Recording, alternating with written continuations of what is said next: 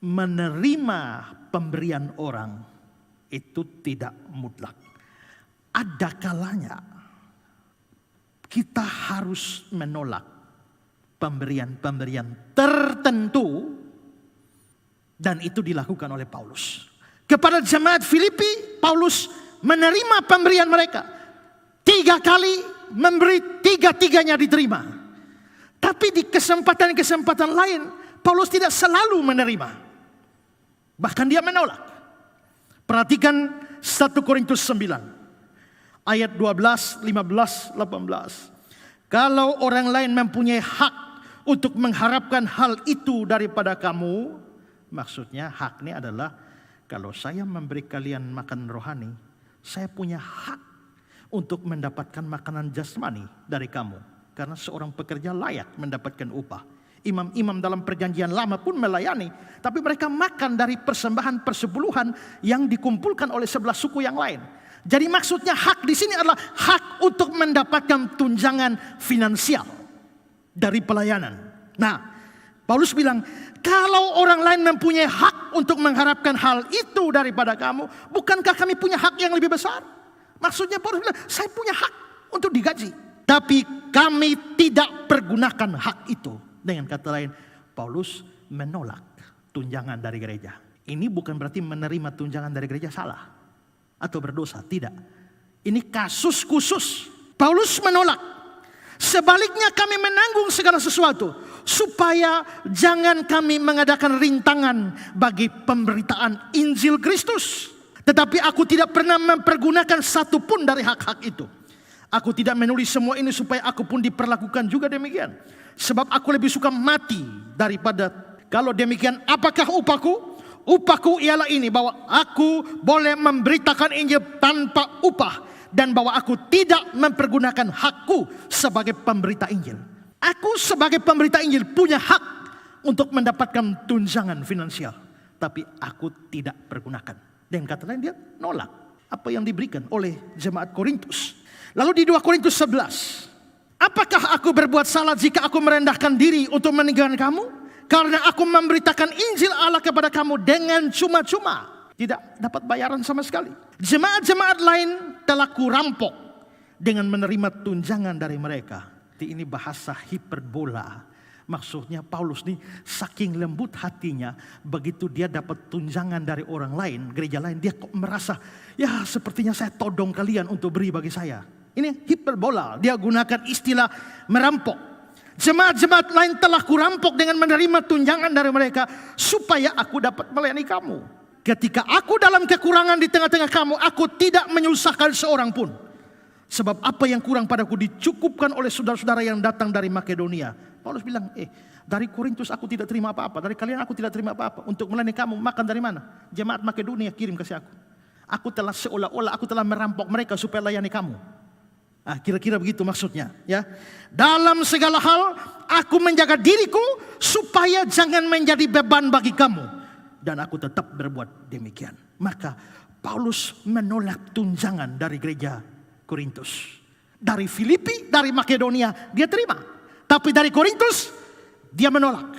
Di Tesalonika pun sama, dia menolak. 1 Tesalonika 2 ayat 9. Sebab kamu masih ingat saudara-saudara akan usaha dan jerih lelah kami, sementara kami bekerja siang malam, supaya jangan menjadi beban bagi siapapun juga di antara kamu. Kami memberitakan Injil kepada kamu. Jadi sambil beritakan Injil, Paulus juga kerja siang malam untuk memenuhi kebutuhannya, supaya jangan jadi beban bagi jemaat. Paulus kerja apa?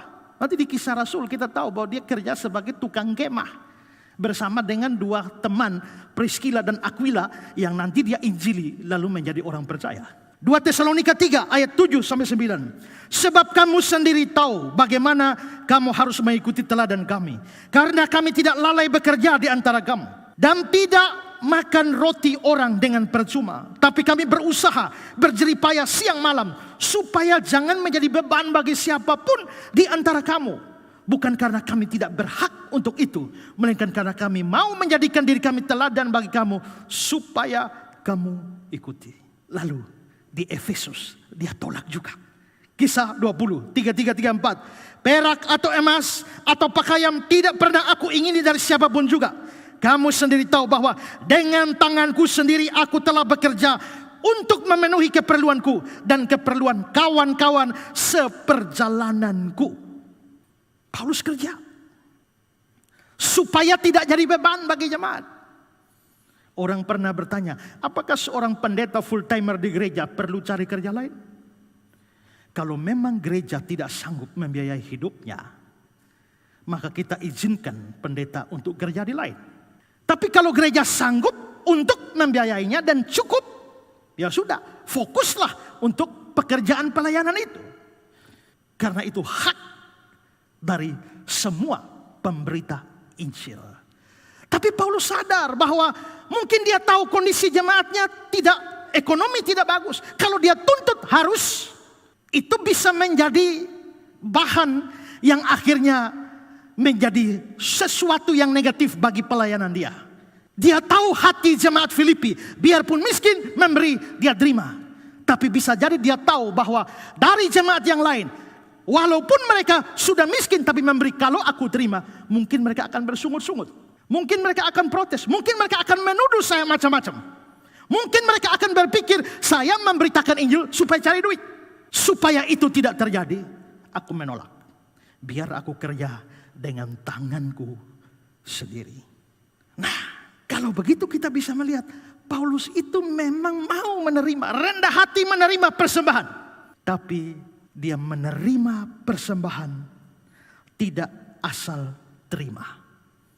Jikalau sebuah persembahan itu akan membawa keuntungan bagi pelayanannya, dia terima. Tapi kalau itu membawa kerugian bagi pelayanannya, merusak pelayanannya, dia menolak pemberian itu. Kalau begitu, ya, kita bisa melihat bahwa di dalam menerima pemberian atau bantuan dari orang lain, kita butuh hikmat dari Tuhan. Kita tidak boleh sombong dan tinggi hati dan akhirnya menolak semua pemberian yang orang berikan. Tapi kita tidak boleh tamak sehingga menerima semua pemberian dari orang tanpa memikirkan apakah itu merugikan kita, merugikan pelayanan kita, merugikan gereja kita, atau merugikan seluruh kekristenan. Kita belajar dari Paulus. Dia mau menerima, tapi tetap hikmat dipakai di dalam menerima pemberian.